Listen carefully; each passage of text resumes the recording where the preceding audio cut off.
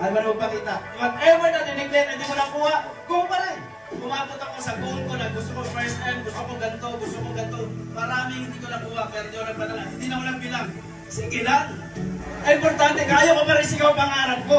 Kung hindi ko man makuha, kaya ko pa rin sigaw sa sarili ko. Proud pa rin ako. Kung hindi ko man makuha, baka hindi ko patay. Never ako nadala sa kakasigaw.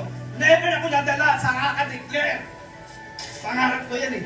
Kaya kung ikaw gusto mo yung pangarap mo, ilaban mo na. Mas mabuti pa, wala akong pakialam na ilang years, ilang months, ilang taon ka na. Ang importante, pumapalag ka pa rin!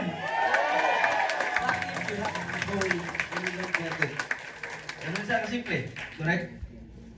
So, lahat na may mga experience, ibig sabihin, tapo na yan. 10 years ago ko na ugali o ginagawa ko kasi baka magkaiba yung 10 years ago at sa present. And ito yung mga kasama mo ngayon. So pagpag na.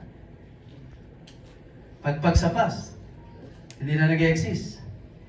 Huwag ka magbilang ng panahon. Huwag ka lang magbilang ng pera. Ang importante, nandito ka. Malakas ka pa.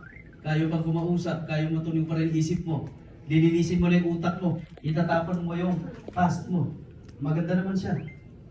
Masyado lang tayong attached sa feelings. Masyado lang tayong Oops, hanggang dyan na lang. nakapanood ng mga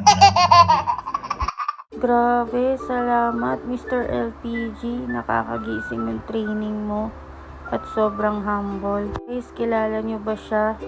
Siya lang naman ang Louie Gascon ng Cebu. Such a privilege na mapasama sa ganito. Kaya kung gusto mo rin, mag-comment ka na dyan. Mga nanghihina na dyan. Kailangan ng inspirasyon. Kailangan mabuhay yung dugo. Dito lang yan. Pwede namin i-share. Pwede mo pang makasama si Mr. LPG. Marinig yung mga trainings niya. From humble beginning, grabe. Yun lang, comment na.